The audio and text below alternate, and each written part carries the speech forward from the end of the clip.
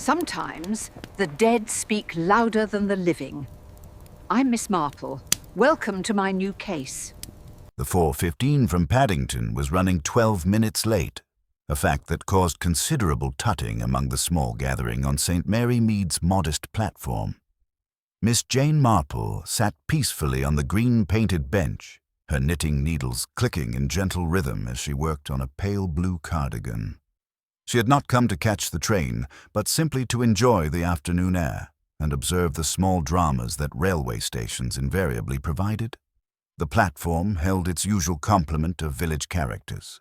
Mrs. Clement, returning from a church meeting in Much Benham, old Mr. Pike, who claimed expertise on all railway matters, and a nervous young man with a battered suitcase who appeared new to the area. The late spring afternoon was soft and golden, filled with the scent of hawthorn and the distant sound of a thrush singing in the station yard. Miss Marple's mild blue eyes lifted from her needles as the train rounded the gentle curve, approaching with its familiar rhythm of wheels on rails. Through the carriage windows, she glimpsed the usual collection of passengers: a businessman dozing over his newspaper, elderly ladies wrapped in traveling shawls, a young mother soothing a restless child. It was then that she noticed the woman in the third-class carriage near the middle of the train. Even before the train had fully stopped, the carriage door flew open with startling urgency. The woman who emerged was perhaps 35, smartly dressed in a well-tailored grey suit that spoke of London rather than the countryside. Her dark hat sat slightly askew, and most notably, she carried no luggage whatsoever, not even a handbag, which Miss Marple found distinctly odd for a woman travelling any distance. The woman's movements were sharp, with barely controlled panic. Her eyes swept the platform with the hunted look of a creature seeking escape, and when they briefly met Miss Marple's gentle gaze, the elderly lady saw something that made her knitting needles pause mid-stitch. Fair, yes, but fear mixed with desperate determination. The look of someone who had reached a point where any risk was preferable to remaining where she was. "Mind the step, miss," called the station-master automatically, though the woman had already cleared the platform edge with surprising agility. She did not acknowledge him, nor did she move toward the station building or the lane leading to the village.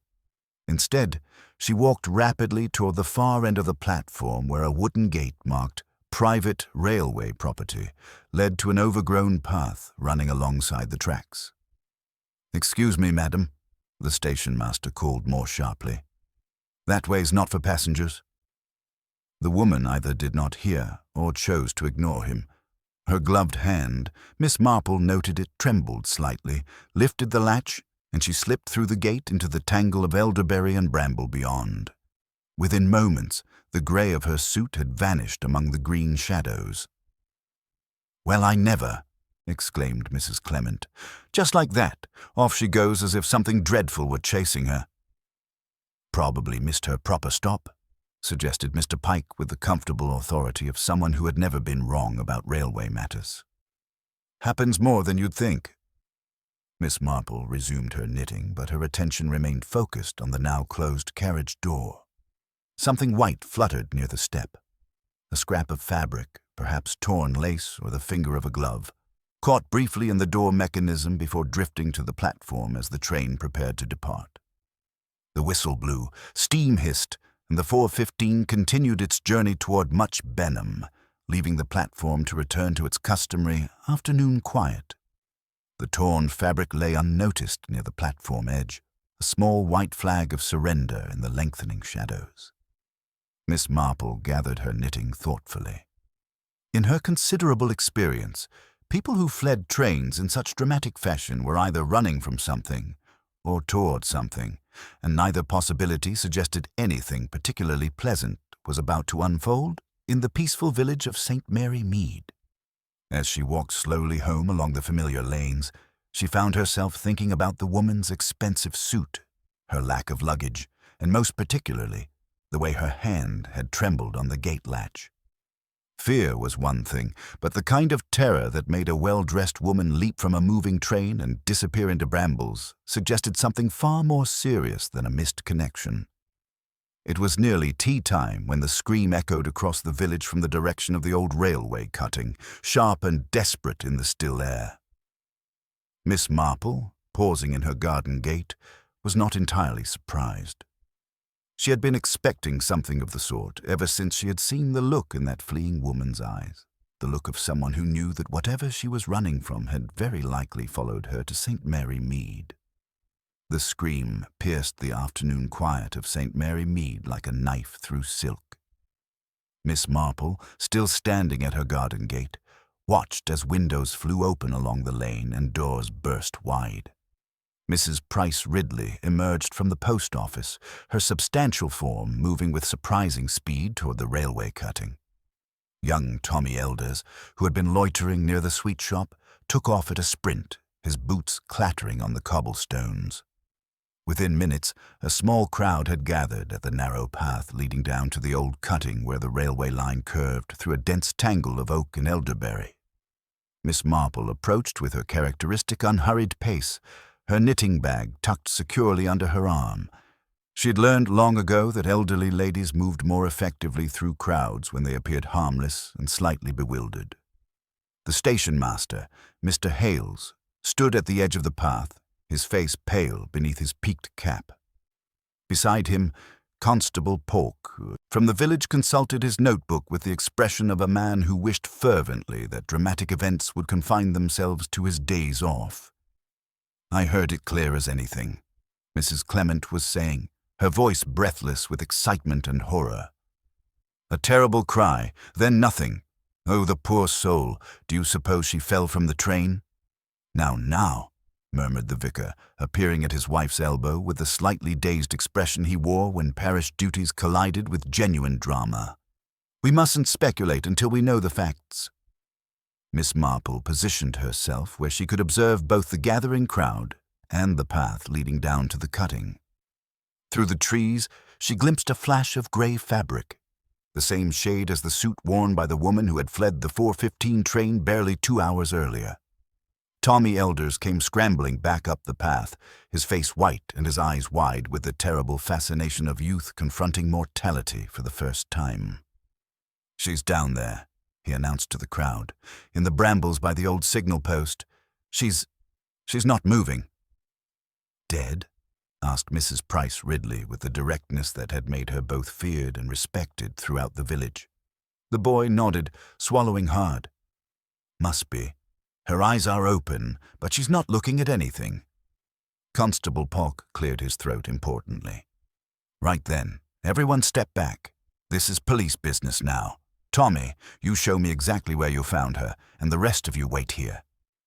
As the constable and the boy disappeared down the path, the crowd settled into the peculiar mixture of horror and anticipation that sudden death always brought to small communities. Theories began to form and multiply like bacteria in a warm dish. "Accident, surely," suggested Miss Hartnell, who had arrived breathless from her cottage.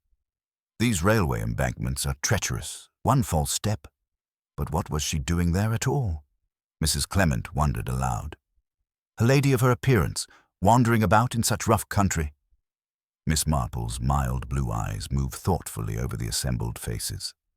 Fear, excitement, curiosity, but no guilt, no knowledge, no recognition. Whatever had brought the unknown woman to St Mary Mead, it seemed she had been a stranger to everyone present. The sound of a motor car announced the arrival of Dr. Haydock, whose ancient vehicle protested loudly as it took the corner by the church. The doctor emerged with his black bag, his usually cheerful face set in grim lines. "Another bit of village excitement, I see," he remarked to no one in particular as he made his way down the path. 20 minutes later, he returned with Constable Polk, both men wearing the expression of those who had seen something that would require official attention from Much Benham. "Well," demanded Mrs. Price Ridley, speaking for them all. Dr. Haydock removed his hat and wiped his forehead. "She's dead, I'm afraid. Has been for some time.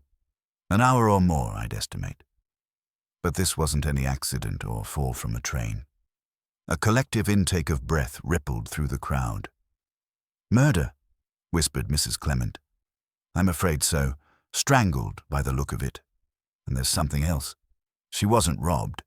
Still wearing an expensive diamond brooch and had a considerable sum of money in her coat pocket. Whatever the motive was, it wasn't theft. Miss Marple's fingers tightened imperceptibly on her knitting bag. The woman who had fled the train in such obvious terror had not escaped after all. Someone had followed her into the quiet woods of St Mary Mead and silenced her forever. The question now was whether that someone had departed with their victim, or whether they remained among them still, watching the village react with the same careful attention as Miss Marple herself. As the crowd began to disperse, chattering in hushed, excited tones, Miss Marple noticed something the others had missed. A small white button lying in the grass near the path, as if torn from someone's coat in a struggle. She bent to examine it more closely, her movements appearing casual to any observer. It was made of mother of pearl, expensive and distinctive, the sort of button that might provide a very useful clue indeed, if one knew where to look for its missing companions.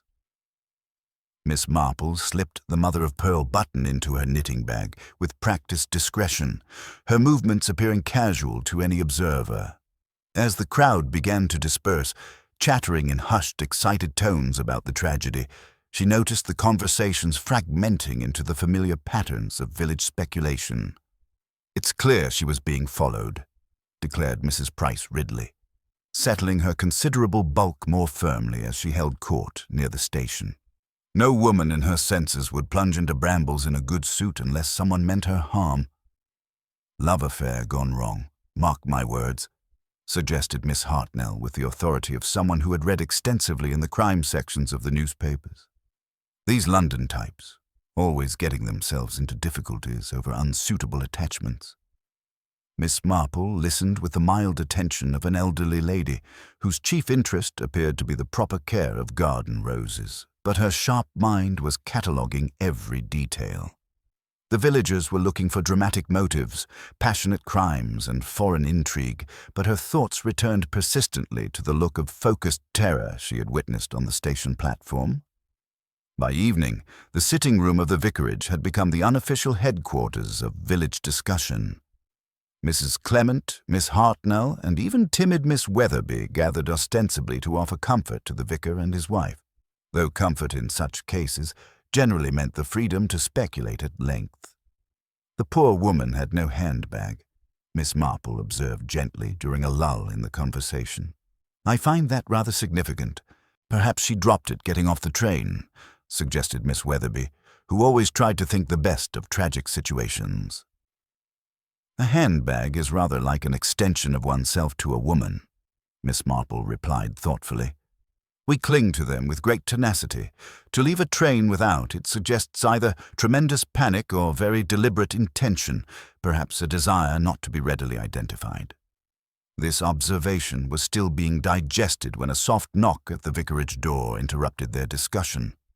The vicar's wife returned moments later with a young woman whose copper-colored hair caught the lamplight and whose green eyes held an expression of barely controlled anxiety. "I do apologize for the intrusion," the young woman said, her voice carrying a slight tremor. "I'm Sylvia Crane, staying at the Blue Boar. I heard about the terrible tragedy, and I wondered, that is, I hoped someone might be able to help me." Miss Marple studied the newcomer with interest, noting the way her gloved hands twisted together and the slight hesitation before she had given her name. "Of course, my dear," murmured Mrs. Clement. "How dreadful that your visit to our village should be marked by such an event." "I came looking for someone," Miss Crane continued, accepting the chair the vicar offered. "My cousin, Elizabeth Hartley. We've been out of touch for 15 years, but she wrote to me recently, asking me to come to St Mary Mead. When I arrived, however, the address she gave doesn't seem to exist." Miss Marple's needles had stopped clicking entirely. 15 years is a considerable time for people to lose touch. "You're certain the letter was genuine?" "I recognized her handwriting immediately. Elizabeth always had beautiful penmanship." Miss Crane's voice dropped lower. "The woman who was killed, could you describe her? I know it sounds terrible, but I can't help wondering." I only glimpsed her briefly, Miss Marple said carefully. A woman of perhaps 35, dark-haired, wearing a grey suit of excellent quality. She carried no luggage. The colour drained from Miss Crane's face so completely that Miss Marple thought she might faint. "That sounds exactly like Elizabeth," she whispered. The revelation cast a new shadow over the room, but Miss Marple found herself thinking of another figure from the previous day, the nervous young man with the battered suitcase who had also remained in the village. She had noticed him that morning at the Blue Boar, sitting alone with the posture of someone waiting for a blow to fall. "Miss Crane," she said gently, "this young man at your inn, tall, fair-haired, rather anxious-looking. Have you spoken with him?" Sylvia Crane's eyes widened. "You mean Mr. Vernon? He keeps to himself, but he seems terribly on edge. Why do you ask?" Miss Marple's mind was working rapidly, connecting threads that others might dismiss as coincidence.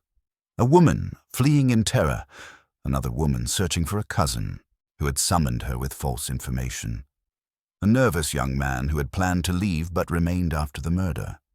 In her considerable experience, such convergences rarely occurred by chance. "Human nature is endlessly fascinating," she murmured, her knitting resuming its gentle rhythm. "Though I do find it curious how often people's plans change so dramatically when they encounter the unexpected." As the evening wore on and the gathering finally dispersed, Miss Marple walked slowly home through the quiet lanes, her mind turning over the evening's revelations. Tomorrow, she decided, she would pay a visit to the Blue Boar. There were questions that needed asking, and observations that required a closer look, particularly regarding a certain silver cigarette case she had glimpsed earlier, engraved with initials that might prove most illuminating indeed. The following morning brought Inspector Slack from Much Benham, arriving on the early train with the brisk efficiency of a man who preferred his murders straightforward and his suspects obvious. Miss Marple encountered him emerging from the Blue Boar just as she arrived for what appeared to be an innocent inquiry about the establishment's famous seed cake recipe, though her true purpose lay in observing the reactions of the inn's current guests. "Miss Marple," the inspector acknowledged with the weary patience of someone who had learned to respect her insights while wishing she would confine them to parish matters. "I suppose you've come to share your observations about yesterday's tragedy." "Oh, merely to inquire about Mrs. Badcock's recipe," Miss Marple replied mildly, though her sharp blue eyes noted the inspector's satisfied expression. "Though I did happen to notice the poor woman when she left the train in such obvious distress. She seemed quite terrified of something, or someone." Inspector Slack's demeanor sharpened considerably. "You witnessed her arrival. That's valuable information, Miss Marple. We've established her identity as Elizabeth Hartley, formerly of London. A Miss Sylvia Crane has identified the body as her cousin." Miss Marple's knitting needles paused almost imperceptibly. How fortunate that someone was available to provide identification. Had they been in recent contact? Apparently not for 15 years, but blood tells, as they say. The inspector consulted his notebook with evident satisfaction. "The case is shaping up quite clearly. We have a young man, Gerald Vernon, who admits to following Miss Hartley from London. Claims they were engaged, but she broke it off 3 months ago. He pursued her here to plead his case." "How very determined of him," Miss Marple murmured. "And rather romantic, one might say." "Romantic enough to turn violent when she refused him again," Slack replied grimly. "He's been behaving suspiciously since his arrival, and his account of his movements yesterday afternoon is full of holes. We'll be making an arrest within the hour."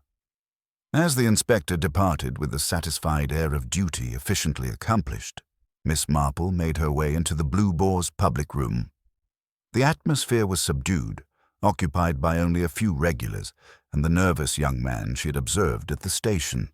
He sat near the window overlooking the lane, his fingers drumming restlessly against a silver cigarette case that caught the morning light. Mrs. Badcock, the landlady, approached with a tray of tea things, her usually cheerful demeanor clouded by recent events. Terrible business, Miss Marple. That poor Mr. Vernon has been pacing his room half the night. Miss Crane, too. She's hardly left her chamber since identifying her cousin's body at dawn. They must both be greatly distressed, Miss Marple observed gently. Had they known each other before arriving here? Oh, yes. They struck up quite a friendship yesterday morning at breakfast. Both being from London, I suppose they naturally fell into conversation. Mrs. Badcock paused, her expression thoughtful. Though now that I think of it, there was something curious about Miss Crane's arrival. She asked specifically if anyone else from London was staying here, almost as if she expected to find someone. This detail settled into Miss Marple's mind with the quiet satisfaction of a puzzle piece finding its proper place. She thanked Mrs. Badcock and selected a table that offered an excellent view of the young man while appearing entirely casual in her choice.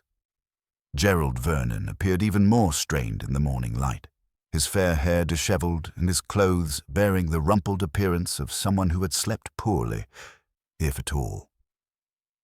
The silver cigarette case lay before him on the table, and Miss Marple's keen eyes caught the engraved inscription clearly. To G.V. from E.H., with eternal gratitude. Rising with the unhurried movements of an elderly lady adjusting her knitting, Miss Marple approached his table. "Do forgive the intrusion," she began in her gentlest voice, "but I couldn't help noticing your cigarette case. Such beautiful workmanship. Late Victorian, unless I'm mistaken." Vernon started violently, his hand moving instinctively to cover the case. Yes, I suppose so. It was a gift." "How lovely. The inscription suggests it held particular significance." "Eternal gratitude is such a touching sentiment." Miss Marple's tone remained conversational, but her eyes noted the fine tremor in his hands and the way his gaze refused to meet hers directly.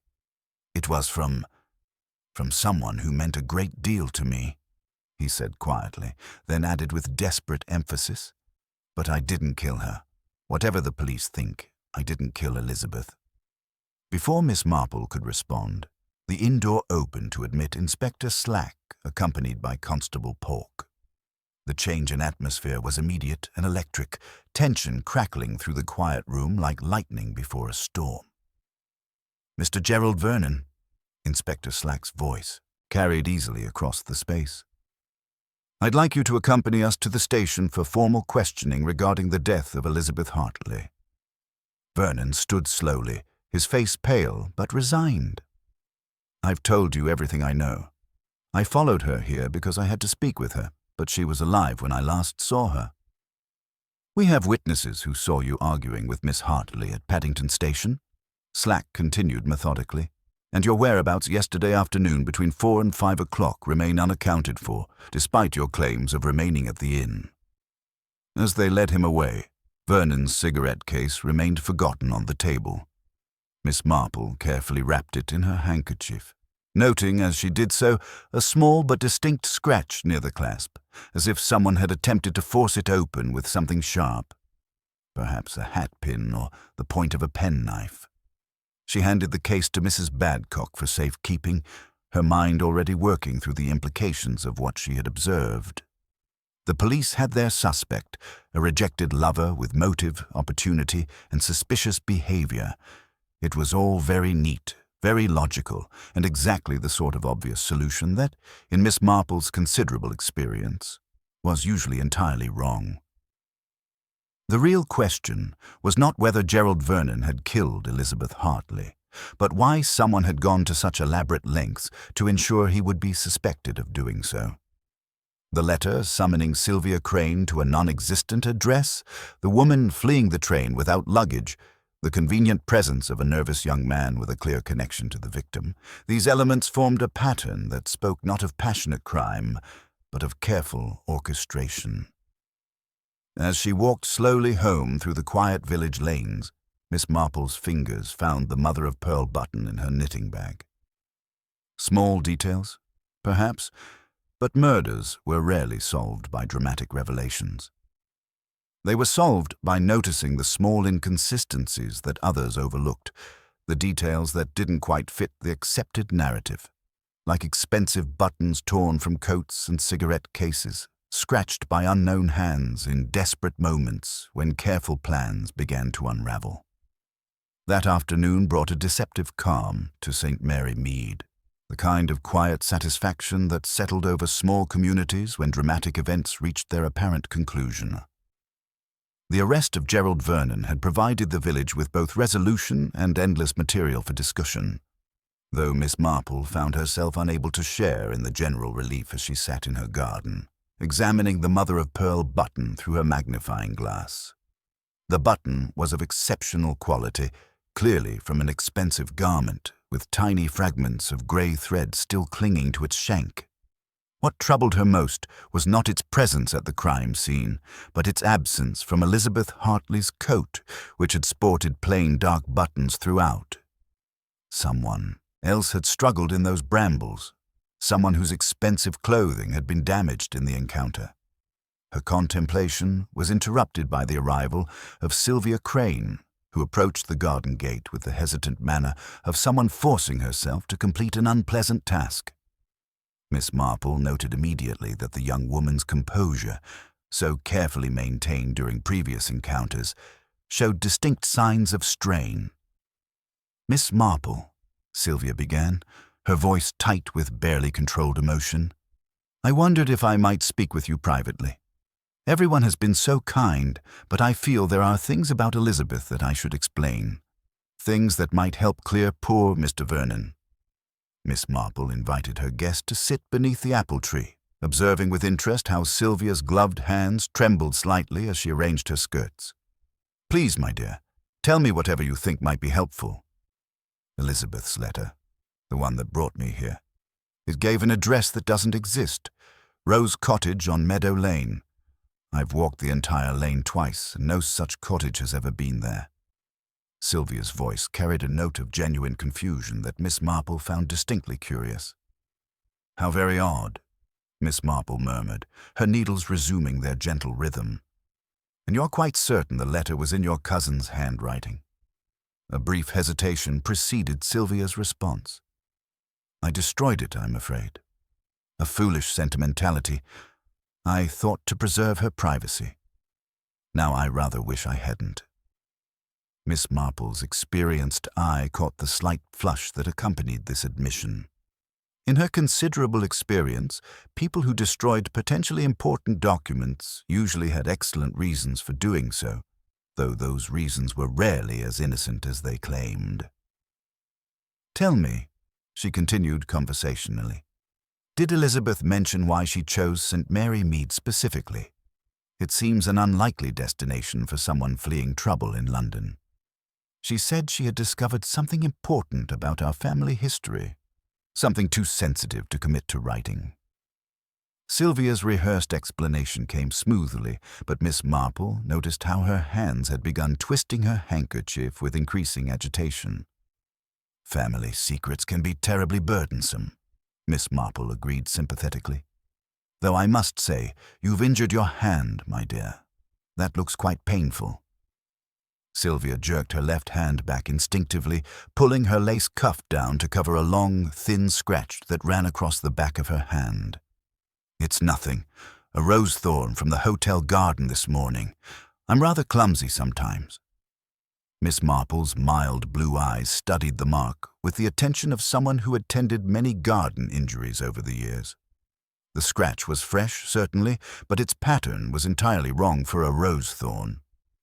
It looked precisely like the mark left by human fingernails during a desperate struggle, the sort of defensive wound that might be inflicted by someone fighting for their life. "Rose thorns can be treacherous," she agreed gently.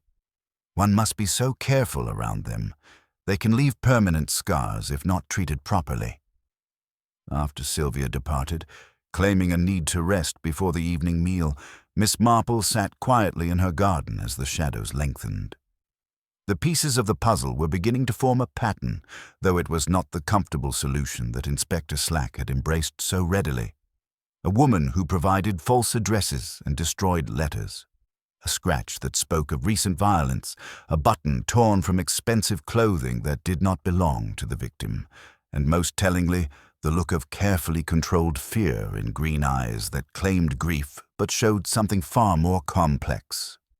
Miss Marple rose and walked slowly into her cottage, where she placed the mother-of-pearl button carefully in her writing desk drawer alongside a growing collection of observations. Tomorrow, she decided, she would need to learn more about the theatrical world that had apparently connected Elizabeth Hartley and Sylvia Crane. In her experience, actresses were skilled at assuming roles, but they occasionally forgot which performance they were giving, and when that happened, the truth had a way of emerging at the most inconvenient moments. The real question was not whether Gerald Vernon had killed Elizabeth Hartley. Miss Marple was increasingly certain he had not. The question was whether Sylvia Crane's performance as the grieving cousin would hold up under closer examination, or whether the scratch on her hand would prove to be the loose thread that, when pulled, would unravel an entirely different and far more calculated crime than anyone in St Mary Mead had yet imagined. The following morning brought Inspector Slack to Miss Marple's cottage door, his expression carrying the satisfied air of a man who believed his case was proceeding exactly as it should. The early sunlight caught the brass buttons of his uniform as he accepted her invitation to sit in the garden, though his posture suggested this would be a brief, official visit. "Thought you'd want to know we've formally charged Gerald Vernon," he announced, consulting his notebook with evident satisfaction. "The case is quite straightforward. Rejected suitor follows his former fiancée from London, confronts her when she refuses reconciliation, and kills her in a fit of passion. He'll be transferred to Much Benham this afternoon." Miss Marple's knitting needles paused in their gentle rhythm. "How very efficient, Inspector. Though I must confess, I've been troubled by a small detail that doesn't quite fit your narrative." She rose and retrieved something wrapped in tissue paper from her work basket. "I found this near the path to the railway cutting, a mother-of-pearl button, clearly from an expensive garment." Inspector Slack examined the button with growing interest, noting the grey thread still clinging to its shank. "You're certain it wasn't from the victim's clothing?" "Quite certain. Elizabeth Hartley's coat had plain black buttons throughout. This came from someone else's garment, someone who was involved in a physical struggle shortly before the murder." Miss Marple resumed her knitting, her mild blue eyes watching the inspector's face carefully. "Someone who has been taking great pains to conceal any evidence of that encounter."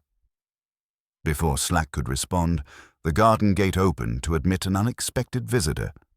A distinguished gentleman in his 60s approached, his silver hair and expensive overcoat speaking of considerable means, though his face bore an expression of deep concern. "I do apologize for the intrusion," he began, his cultured voice carrying a note of urgency. "I'm Sir Marcus Pemberton, and I'm looking for Miss Elizabeth Hartley. I received a most disturbing letter from her 3 days ago, requesting an urgent meeting regarding my late wife's estate." Miss Marple and Inspector Slack exchanged meaningful glances. "I'm afraid I have sad news, Sir Marcus," Miss Marple said gently. "The woman you seek was found murdered 2 days ago in our railway cutting." The gentleman's face paled considerably as he fumbled in his coat pocket, producing an envelope. "But this is impossible. Her letter was so specific, so urgent. Elizabeth was my late wife's companion 15 years ago, before she left our employ rather suddenly." As Miss Marple examined the letter, her suspicions crystallized into certainty. The handwriting was elegant and precise, the same careful script she had observed on other documents, though purporting to come from different sources. This was not Elizabeth Hartley's desperate plea for help, but part of an elaborate deception designed to draw specific people to St Mary Mead. "Inspector," she said carefully, "I believe we may need to reconsider our assumptions about this case. Sir Marcus, was there perhaps some unresolved business between you and Miss Hartley when she left your employ?" "Nothing of consequence," he replied, though his hesitation suggested otherwise. "There was a small matter regarding some jewelry that went missing, but we never pursued it. Elizabeth was, well, she was always rather theatrical in her nature." The word theatrical resonated with particular significance for Miss Marple, who had been pondering the curious relationship between Elizabeth Hartley and her supposed cousin. Sir Marcus, in your acquaintance with Elizabeth, did you ever encounter an associate of hers? Another young woman, perhaps someone from her stage career? Indeed, yes. There was a girl named Sarah Crane who often visited. They claimed to be cousins, though I always suspected the relationship was more professional than familial. Both had been in the provincial theatre circuit, and they seemed to share a particular talent for, shall we say, creative interpretation of the truth. Inspector Slack's expression had grown increasingly grim as these revelations unfolded. Miss Marple, are you suggesting that Sylvia Crane is not who she claims to be? I'm suggesting that we may be dealing with a far more calculated crime than a lover's quarrel, Miss Marple replied. Someone went to considerable trouble to ensure that specific people would be present in St Mary Mead when Elizabeth Hartley died. Gerald Vernon received a telegram summoning him here. Sir Marcus received an urgent letter, and Sylvia Crane arrived with a story about a mysterious address that doesn't exist. She paused, her needles clicking thoughtfully. Yesterday, I observed Miss Crane at the village library, researching old maps and land boundaries near the railway cutting. When I mentioned this to her later, she became quite agitated and made several revealing comments about inheritance and identity that suggested her interests were far more mercenary than maternal. The pattern was becoming clear with devastating logic. Elizabeth Hartley had not summoned these people to St Mary Mead. Someone else had, using her name to create the perfect circumstances for murder. The question remained whether Elizabeth had discovered this deception in time to flee the train in terror, or whether something even more complex was unfolding. There's one more thing, Miss Marple added quietly. Miss Crane bears a scratch on her hand that she attributes to a rose thorn, but which looks remarkably like the sort of defensive wound inflicted during a desperate struggle. Combined with this button, which clearly came from expensive clothing, I believe we may have been looking at this case from entirely the wrong angle. Inspector Slack stood abruptly, his notebook snapping shut with decision. Right then, I think it's time Miss Sylvia Crane answered some rather more pointed questions about her true relationship with the deceased and her real reasons for coming to St Mary Mead. As they prepared to depart for the Blue Boar, Miss Marple reflected on the curious way that theatrical people could assume new identities with such convincing ease. But even the most skilled performer occasionally forgot which role they were playing, and when that happened, the truth had a way of emerging at precisely the moment when exposure would prove most fatal to their carefully constructed deceptions. The real question was whether Sylvia Crane's performance as the grieving cousin would survive closer scrutiny, or whether the accumulating evidence would finally reveal the true nature of the drama that had played out in the quiet woods of St Mary Mead. A drama in which the apparent victim and her supposed mourner were bound together by secrets far darker than family ties and motives far more calculating than anyone had yet imagined. The morning air held a peculiar stillness as Miss Marple, Inspector Slack, and Sir Marcus Pemberton made their way to the Blue Boar, their footsteps echoing against the cobblestones with unusual clarity. The village seemed to be holding its breath, waiting for the final threads of the mystery to be woven together into a comprehensible pattern. Mrs. Badcock met them at the inn's entrance, her usually cheerful demeanor replaced by an expression of barely contained anxiety. Her hands twisted in her apron as she spoke, her voice carrying the worried undertones of someone who had witnessed more than she wished to understand. "She's gone," the landlady announced without preamble. Miss Crane left before dawn, said she needed fresh air to clear her head after the terrible strain. Took the path toward the old manor ruins and hasn't returned. That was near 3 hours ago now. Inspector Slack's expression darkened considerably. Did she take any belongings with her? That's just it. Her room looks different somehow. Tidier than it's been since she arrived, as if she'd been sorting through her things, deciding what to keep and what might be left behind. Mrs. Badcock paused, her voice dropping to a whisper. There's something else, Inspector. I found this tucked behind her washstand mirror." She produced a small piece of paper, torn from what appeared to be a larger document. The fragment bore only a few words in elegant handwriting. "Arrangements complete. Departure scheduled for the 19th. Destroy all correspondence immediately after." Miss Marple examined the paper with keen interest, noting the quality of the stationery and the distinctive formation of certain letters. "Most illuminating," she murmured. "The handwriting matches the letter Sir Marcus received, though this appears to be from a different communication entirely." They found the path to the manor ruins easily enough, following the worn track that wound through a copse of ancient oak trees before emerging onto the elevated ground where the old estate had once stood. The ruins commanded an excellent view of the railway cutting, the station platform, and the surrounding countryside, a perfect vantage point for someone who needed to observe arrivals and departures without being noticed themselves. Sylvia Crane stood among the crumbling stones of what had once been the manor's eastern wall, her copper hair catching the morning sunlight like burnished metal. She appeared to be studying the railway line below, with the focused attention of someone making final calculations, her posture suggesting neither flight nor resignation, but rather a curious mixture of both. At their approach, she turned slowly, and Miss Marple was struck by the complete transformation in her demeanor. Gone was the nervous, grief-stricken cousin they had encountered previously.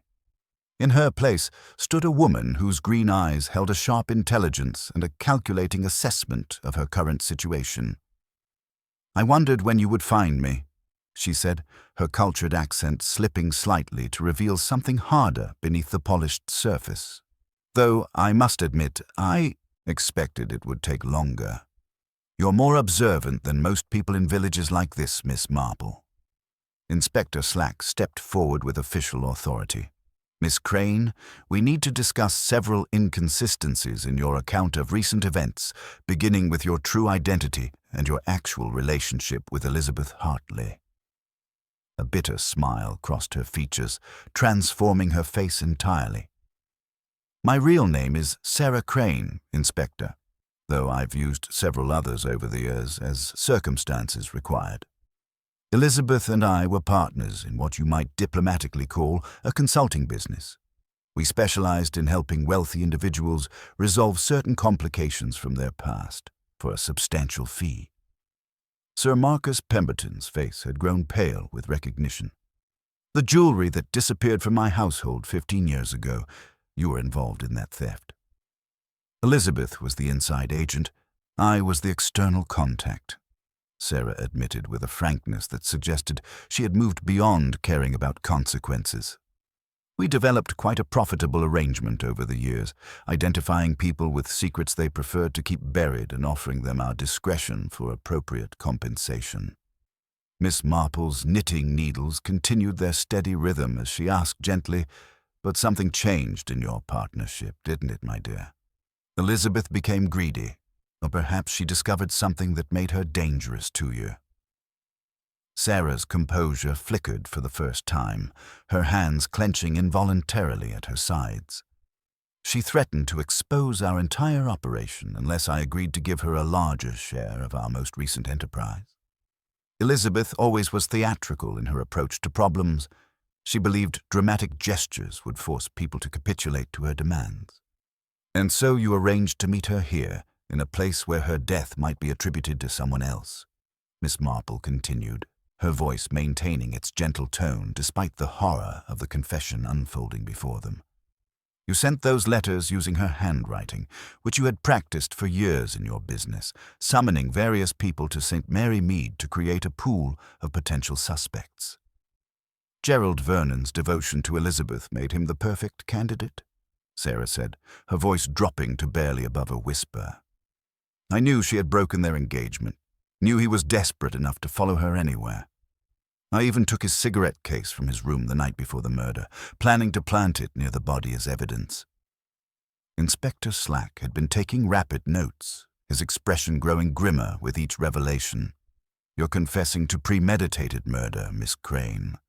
The deliberate planning, the manipulation of innocent parties. These are not the actions of someone driven by passion, but by cold, calculated intent. I'm confessing to protecting myself from a blackmailer, Sarah corrected sharply, though her voice lacked conviction.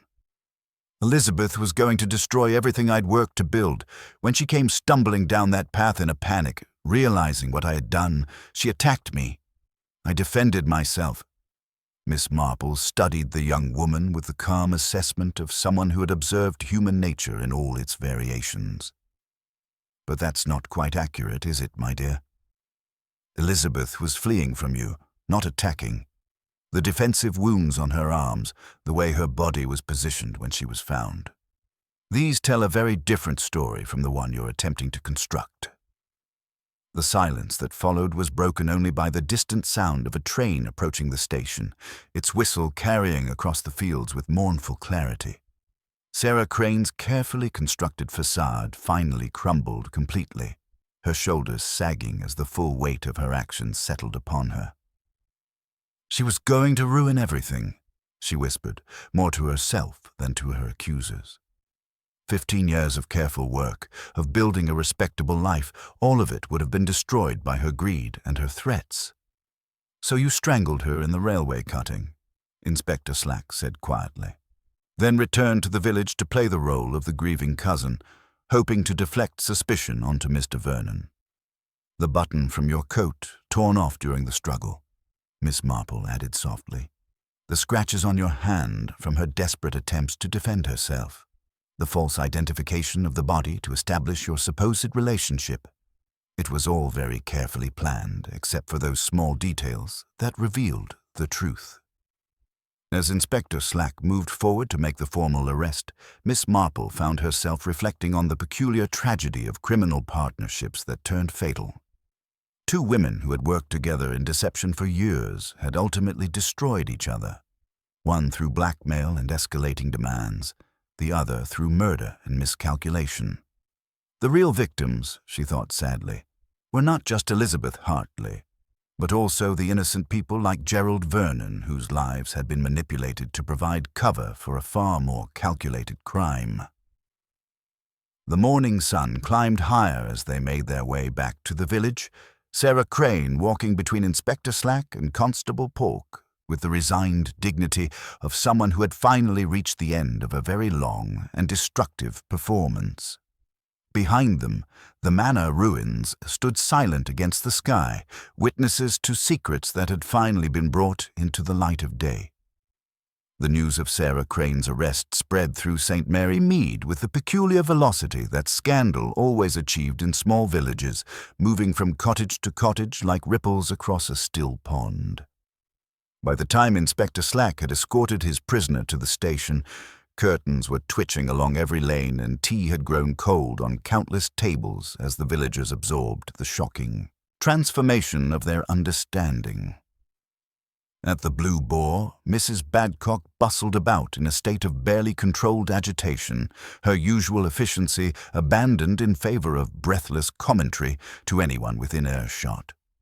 To think she sat at my breakfast table, calm as you please, asking after the poor young man she was trying to see hanged, she declared, wringing her hands dramatically.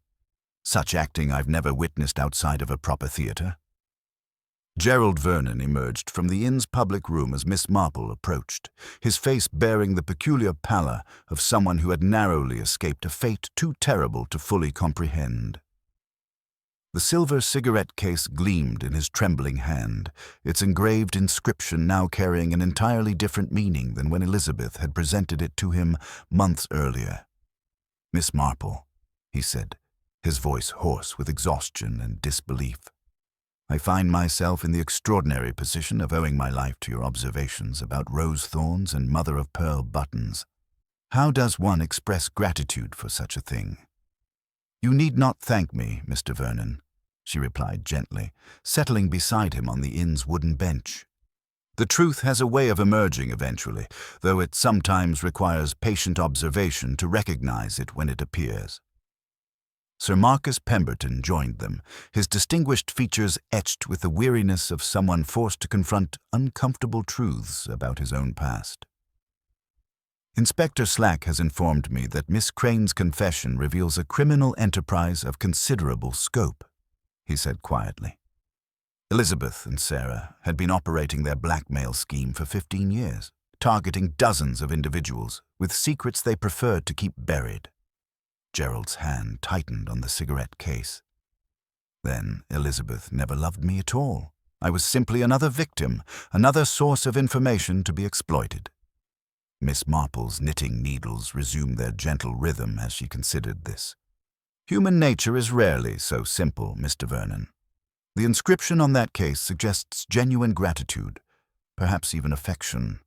People are seldom entirely good or entirely evil, but rather complicated mixtures of both impulses.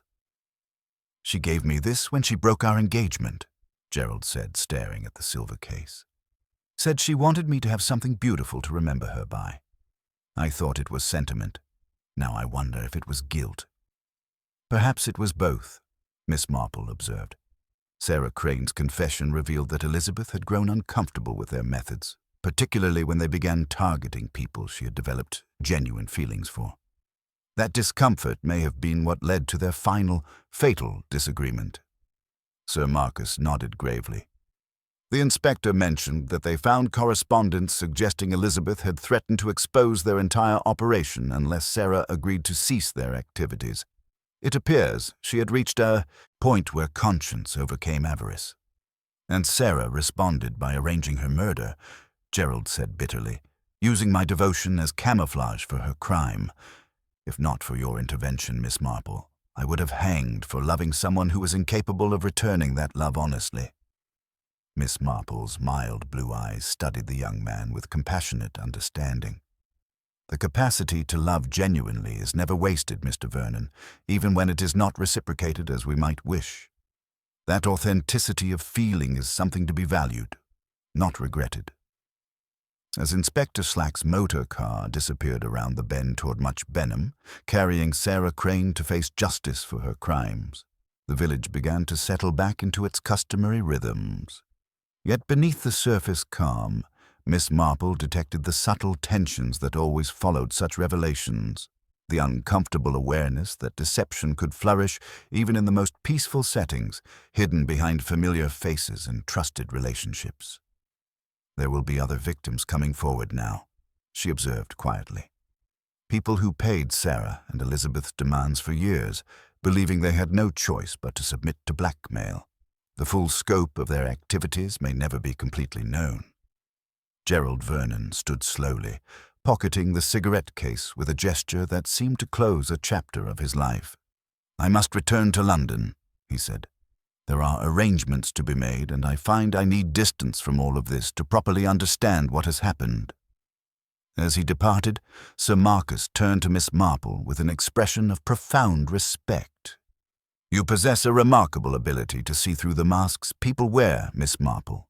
How do you maintain such clarity about human nature? One simply observes, Sir Marcus, she replied, gathering her knitting with unhurried movements. People reveal themselves constantly through small actions and inconsistencies, if one takes the trouble to notice. The difficulty lies not in seeing the truth, but in recognizing it when it contradicts our comfortable assumptions about the world. The afternoon sun cast long shadows across the village green as Miss Marple walked slowly home, reflecting on the curious way that criminal partnerships could turn deadly when greed and fear overcame whatever bonds had originally united them. Sarah Crane and Elizabeth Hartley had destroyed each other as surely as they had victimized their targets, proving once again that those who live by deception ultimately become victims of their own carefully constructed lies. In her experience, the most dangerous criminals were often those who convinced themselves that their victims deserved whatever fate befell them, transforming theft and manipulation into acts of justified retribution. Sarah had clearly reached that point of moral blindness, making Elizabeth's murder seem not only necessary, but righteous in her twisted logic. As she settled into her parlor for evening tea, Miss Marple found herself hoping that Gerald Vernon would indeed recover from his ordeal and find someone worthy of the genuine affection he had so clearly been capable of offering. The young man had been fortunate to escape with his life and freedom intact, though she suspected the emotional scars would take considerably longer to heal than his physical liberation from custody. The case was closed, justice would be served, and St Mary Mead would gradually return to its peaceful routines. Yet the memory of the woman who had fled when the train stopped would linger as a reminder that even the most tranquil settings could harbor secrets dark enough to drive people to murder, and that the price of keeping such secrets was often higher than anyone imagined when they first chose the path of deception over truth. The days following Sarah Crane's arrest brought a peculiar restlessness to St Mary Mead, the sort of unsettled atmosphere that follows when dramatic events conclude too neatly for the village mind to fully accept. While Inspector Slack had departed with his prisoner and the case was officially closed, Miss Marple observed that her neighbors remained hungry for understanding, not merely of what had happened, but of how she had perceived the truth when everyone else had been so thoroughly deceived. This curiosity manifested itself on Thursday afternoon when a small delegation assembled at the vicarage, ostensibly for the monthly church committee meeting, but actually drawn by an irresistible need to comprehend Miss Marple's remarkable insights. Mrs. Clement, Miss Hartnell, Mrs. Price Ridley, and even timid Miss Weatherby gathered around the familiar sitting room, their expressions carrying the particular intensity of people wrestling with mysteries that challenged their understanding of their own observational abilities. "It was the small things that told the story," Miss Marple began gently, her knitting needles resuming their steady rhythm as she settled into her explanation. "People can lie quite convincingly with words, but they find it much more difficult to lie consistently with details and actions." Mrs. Price Ridley leaned forward with characteristic directness. "But we all saw that the woman was frightened when she left the train. How did you know she wasn't running from Mr. Vernon?" "Because of what she didn't take with her," Miss Marple replied thoughtfully. "A woman of obvious refinement, traveling without so much as a handbag, suggests someone who left in such haste that normal preparations were impossible. That level of panic indicates immediate, present danger, not the sort of persistent worry one might feel about a rejected suitor following from London." Miss Hartnell nodded slowly. "And the button you found, that proved Miss Crane had been at the scene?" The button was expensive mother of pearl, clearly from a well-made garment, but it didn't match anything Elizabeth Hartley was wearing. When I noticed the fresh scratch on Miss Crane's hand, which she attributed to rose thorns, but which looked remarkably like the defensive wounds one might inflict with fingernails during a desperate struggle, the pieces began forming a coherent pattern. Mrs. Clement's eyes widened with understanding. She claimed to be the grieving cousin, but she was actually the killer. "More than that," Miss Marple continued, her voice taking on the patient tone of someone explaining a particularly complex piece of needlework. She was the architect of an elaborate deception designed to ensure that when Elizabeth died, someone else would be blamed for the crime. The letters summoning various people to St Mary Mead, all written in Elizabeth's hand, but actually forged by someone who had practiced that handwriting for years in their criminal partnership. Miss Weatherby spoke hesitantly. "But how could you be certain about the handwriting? We never saw the original letters." Miss Marple smiled gently. "Sir Marcus Pemberton's letter provided the key. When I compared it with other samples of supposedly different correspondence, I noticed identical peculiarities in letter formation, the sort of consistent details that emerge when someone has practiced mimicking another person's writing extensively. Sarah and Elizabeth's blackmail scheme would have required exactly that skill."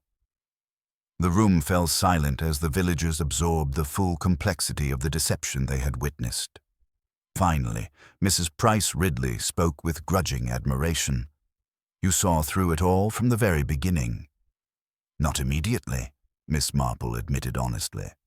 "But I've learned over the years that when multiple convenient coincidences occur simultaneously, A fleeing woman, a pursuing lover, a concerned cousin arriving at precisely the right moment. One should examine whether those coincidences might have been deliberately arranged. As the afternoon wore on and the gathering gradually dispersed, Miss Marple found herself reflecting on the curious psychology of criminals who believe themselves clever enough to manipulate not only their victims, but the very system of justice itself. Sarah Crane had constructed an intricate web of deception, yet she had been undone by the same small details that betrayed all criminals eventually, the inability to control every aspect of a complex lie.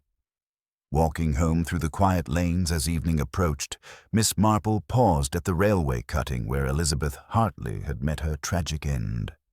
The Brambles were already beginning to reclaim the path, nature's way of healing the scars left by human violence. Yet she knew that the true lesson of the case lay not in its dramatic resolution, but in its reminder that evil often wore familiar faces and spoke in trusted voices. The 4:15 from Paddington passed in the distance, its whistle echoing across the peaceful countryside. No one fled from this train, no one disappeared into the shadows with murder in their heart. For now, St Mary Mead had returned to its customary tranquility. But Miss Marple understood, with the wisdom of long experience, that such peace was always temporary. Human nature remained constant in its capacity for both good and evil, and somewhere, perhaps on tomorrow's train or the next day's, another drama was likely taking shape, another story of secrets and lies that would eventually require the patient observation of small details to reveal its hidden truth. The mother-of-pearl button now rested safely in her desk drawer, a small but significant reminder that justice, while sometimes delayed by clever deceptions, ultimately emerged when careful attention was paid to the inconsistencies that no criminal, however skilled, could entirely eliminate from their carefully constructed narratives. 3 weeks after Sarah Crane's arrest, autumn began to settle over St Mary Mead with the gentle persistence of time-healing wounds. The sharp edges of recent events softened like morning mist, though they never entirely disappeared from the village consciousness. Miss Marple sat in her parlour on a crisp October morning, reading a letter that had arrived with the morning post. Gerald Vernon's handwriting had steadied considerably since their last encounter, his words carrying the quiet strength of someone who had faced the worst and survived. "I find myself looking at the world with different eyes now," he wrote. "Details I once ignored seem significant, and I've learned that appearances can be dangerously deceptive. Your kindness in seeing past the obvious to the hidden truth saved not only my life, but my faith that justice still exists in this world." He went on to describe his return to architectural work in London, his gradual recovery from the emotional devastation of recent months, and, most tellingly, his decision to keep Elizabeth's cigarette case not as a memorial to false love, but as a reminder to observe more carefully and trust more slowly. Miss Marple folded the letter with satisfaction, pleased to see that suffering had produced wisdom rather than bitterness. Inspector Slack's final report had revealed that Sarah and Elizabeth's criminal enterprise had been even more extensive than initially suspected, with victims coming forward from across England once news of the arrest became public.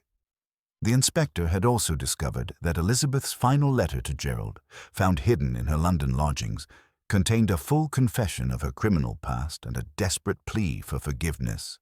Evidence that her flight from the train had been motivated not just by fear of Sarah, but by a genuine desire to escape the web of deception that had defined her adult life. The tragedy, Miss Marple reflected to Mrs. Clement during their afternoon tea, was not simply that Sarah killed Elizabeth, but that Elizabeth died just as she was trying to find her way back to honesty. She had finally reached the point where conscience overcame avarice, but her sister could not bear to lose both her partner and her justification for their crimes. Mrs. Clement stirred her tea thoughtfully. "It's remarkable how you saw through Sarah's performance from the beginning. The rest of us were completely taken in by her grief. One learns to distinguish between genuine emotion and theatrical display. Miss Marple replied gently. True grief is untidy, disorganized, full of contradictions. Sarah's sorrow was too perfect, too carefully modulated.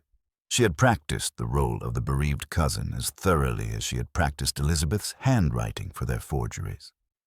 The conversation was interrupted by the distant whistle of the 4:15 from Paddington, its familiar sound drifting across the peaceful countryside. Through her window, Miss Marple could see the small figures of passengers alighting at the station, each carrying their own stories, their own secrets, their own potential for drama or tragedy. "Do you ever wonder," Mrs. Clement asked, following her gaze, "whether you attract these mysteries or simply notice what the rest of us miss?" Miss Marple smiled her gentle, deceptively mild smile. "I think life is full of mysteries for anyone who takes the trouble to observe carefully. Most people prefer not to see what is unpleasant or inconvenient, but ignoring such things rarely makes them disappear. It usually makes them more dangerous." As evening approached, Mrs. Clement departed for her own cottage. Miss Marple returned to her knitting, her needles clicking in their familiar rhythm. The mother-of-pearl button remained safely in her desk drawer, a small but significant reminder that truth could be found in the smallest details for those patient enough to look. The case was closed, justice had been served, and St Mary Mead had returned to its customary tranquility. Yet Miss Marple understood, with the wisdom of long experience, that such peace was always temporary. Human nature remained constant in its capacity for both good and evil, and somewhere, perhaps on tomorrow's train or next week's, another story was likely taking shape, another puzzle waiting to be solved by careful observation and patient attention to the small inconsistencies that revealed large truths. She glanced once more toward the railway line, where the evening mist was beginning to gather in the hollows. The 4:15 had long since departed for Much Benham, but other trains would come, bringing other passengers with other secrets.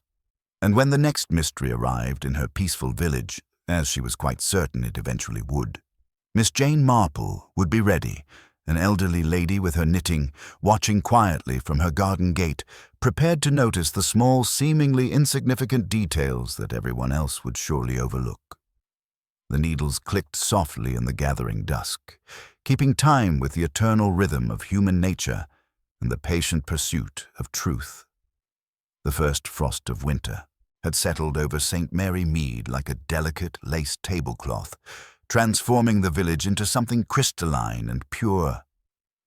Miss Marple sat in her parlour on a particularly crisp December afternoon, watching the bare branches of the apple tree etch intricate patterns against the pale sky. 3 months had passed since Sarah Crane's conviction, and the village had settled into the comfortable rhythm that followed when dramatic events finally found their proper resolution. The gathering that afternoon at the vicarage had come about naturally, as such things always did in St Mary Mead. Mrs. Clement had invited Miss Marple for tea to discuss the Christmas bazaar. Miss Hartnell had arrived with mending for the church sale, and Mrs. Price Ridley had appeared with parish notices, though everyone understood that the real purpose was to hear Miss Marple's final thoughts on the case that had so thoroughly deceived them all. "I confess I still find it difficult to understand how we were all so completely taken in," Mrs. Price Ridley admitted, settling her considerable bulk into the familiar chair by the fire. Sarah Crane's performance was so convincing, so perfectly grief-stricken. Miss Marple's needles paused in their gentle rhythm as she considered this. "The difficulty, my dear, was that we were looking for the wrong kind of truth. Sarah had spent 15 years perfecting the art of deception, not just in forging handwriting and manipulating victims, but in becoming whatever character the situation required. She understood that people see what they expect to see, and she gave us exactly what we expected, a grieving cousin, a concerned family member arriving just in time to identify the victim." "But surely there were signs," Mrs. Clement protested. "Things that should have warned us." "Oh, there were many signs," Miss Marple replied gently. "The expensive button torn from her coat during the struggle with Elizabeth. the defensive scratch on her hand that she attributed to rose thorns but which looked precisely like the mark left by desperate fingernails. The way she destroyed Elizabeth's letter, claiming sentimentality but actually eliminating evidence. Most tellingly, her grief was too perfect, too carefully modulated. True sorrow is untidy, contradictory, full of unexpected moments. Sarah's performance never wavered because it was exactly that, a performance. She resumed her knitting, her mild blue eyes reflecting the firelight. The real tragedy was that Elizabeth Hartley died just as she was trying to become honest. The letters found in her London lodgings revealed a woman desperate to escape the web of lies she had helped weave for 15 years. She planned to confess everything, to make what restitution she could. That decision signed her death warrant, because Sarah could not allow such honesty to destroy the comfortable life their crimes had built. The room fell silent, except for the gentle clicking of needles and the whisper of flames in the grate. Finally, Miss Hartnell spoke quietly. "And poor Mr. Vernon, how is he managing?" Miss Marple smiled with genuine warmth. "Gerald has found his way to something approaching peace. I received a letter from him last week. He has married a sensible young woman who shares his architectural interests and, more importantly, his newfound appreciation for honesty in human relationships. He has also established a fund to help victims of blackmail escape their tormentors before desperation drives them to tragedy." Inspector Slack's final report had revealed the full scope of Sarah and Elizabeth's criminal enterprise, 17 separate victims across England, people who had lived in fear for years, paying to keep old scandals buried. The trial had been mercifully brief, Sarah's confession delivered with the same cold composure she had maintained throughout her deception. As the afternoon shadows lengthened and the gathering gradually dispersed, Miss Marple walked slowly home through the quiet lanes.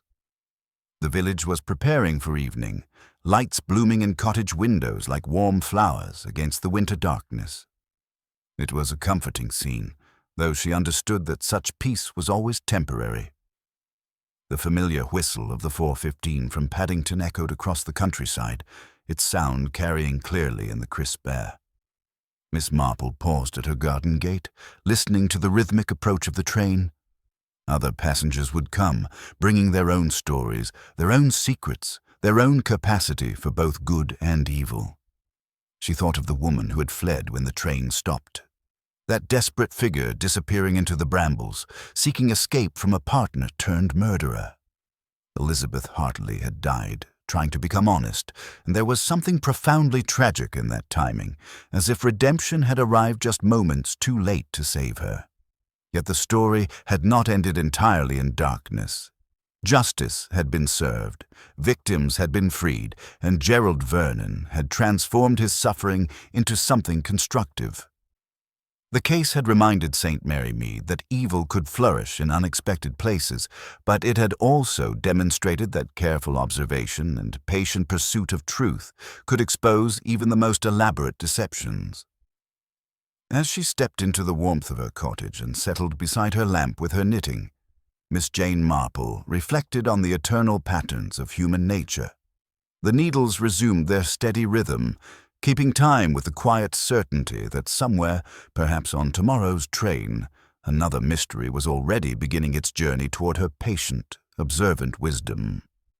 The village slept peacefully around her, but she remained vigilant, knowing the truth, however carefully buried, always found a way to emerge when someone cared enough to notice what everyone else had overlooked.